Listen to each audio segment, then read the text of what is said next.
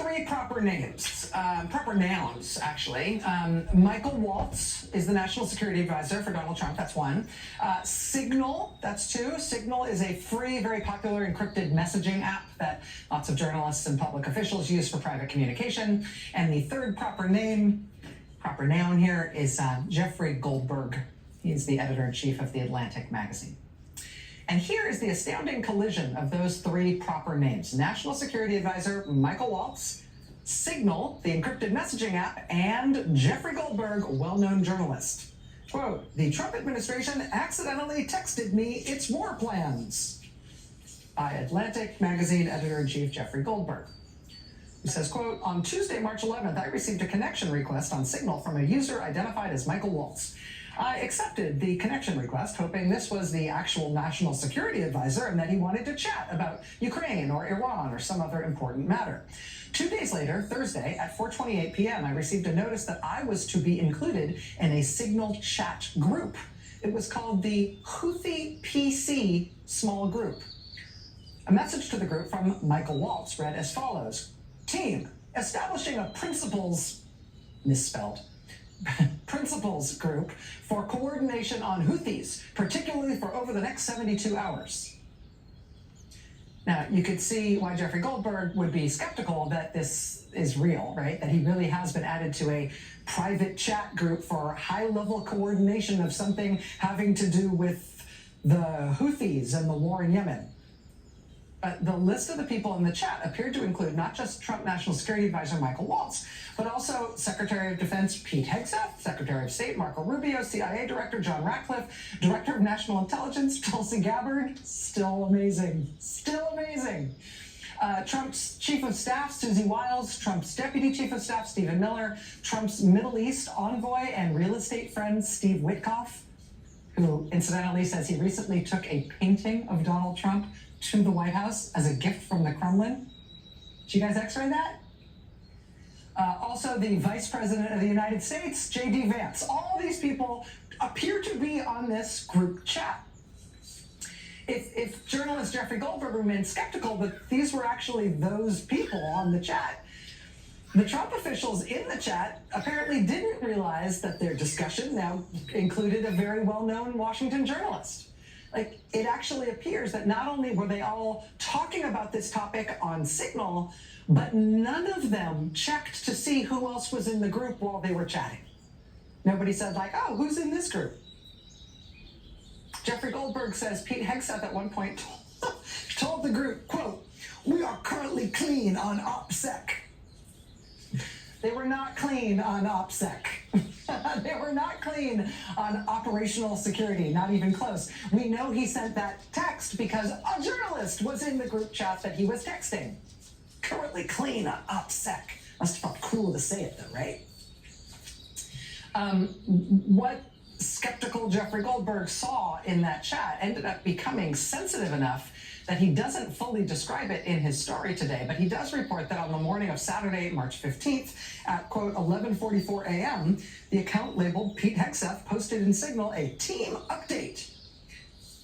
Goldberg says, I will not quote from this update or from certain other subsequent texts. What I will say, in order to illustrate the shocking recklessness of this Signal conversation, is that the Hegseth post contained operational details of forthcoming strikes on Yemen, including information about targets, weapons the U.S. would be deploying, and attack sequencing. According to the lengthy Hegseth text, the first detonations in Yemen would be felt 2 hours hence at 1:45 p.m. Eastern Time, when, sure enough, the first explosions from the U.S. military strikes were reported in the capital of Yemen. And then the group chat celebrated the military effort with great work and good job and fire emojis. Jeffrey Goldberg says he watched the attack play out from his car in a grocery store parking lot.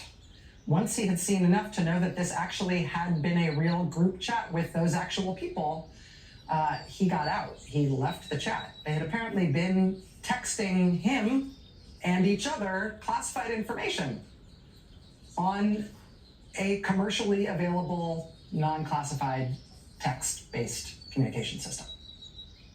A spokesperson for the National Security Council later confirmed what Jeff Goldberg already understood, quote, "This appears to be an authentic message chain, and we are reviewing how an inadvertent number was added to the chain." The administration confirmed for NBC News that it is reviewing how this happened. And the whole story is, I mean, how is this real life? How are these people in charge of what they're in charge of? I will tell you that Defense Secretary Pete Hegseth told reporters today, quote, "Nobody was texting war plans." I will also tell you the president said that he hadn't heard about any of this until a reporter asked. Said he had no idea. News to him, didn't know a thing about it. Well, we will all have plenty of opportunity to hear more about it. The ranking Democrat on the Senate Armed Services Committee, Senator Jack Reed, called the carelessness by Trump's cabinet, quote, "stunning and dangerous." He said, quote, "I will be seeking answers from the administration immediately." Democratic Senator Chris Coons from the Foreign Relations Committee said this story, quote, "calls for a prompt and thorough investigation," saying this is a shocking breach of the standards for sharing classified information that could have put American service members at risk. Because God keeps a date book, two of the Trump cabinet members who were in that group chat, Tulsi Gabbard and John Ratcliffe, were already scheduled to appear on Capitol Hill tomorrow morning as witnesses for the Senate Intelligence Committee's open hearing on worldwide threats. Joining us now is Senator Mark Warner, Democrat of Virginia. He's the ranking Democrat on the Senate Intelligence Committee. Sir, it's always an honor to have you with us. Thanks for making time to be here tonight. Thank you, Rachel.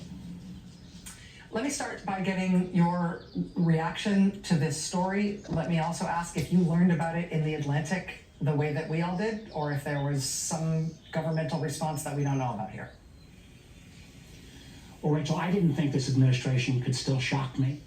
But today's story, which I read about in The Atlantic, was beyond belief. It was like, holy crap, on steroids. This is another example of carelessness, sloppiness, and a crowd that's not ready for prime time.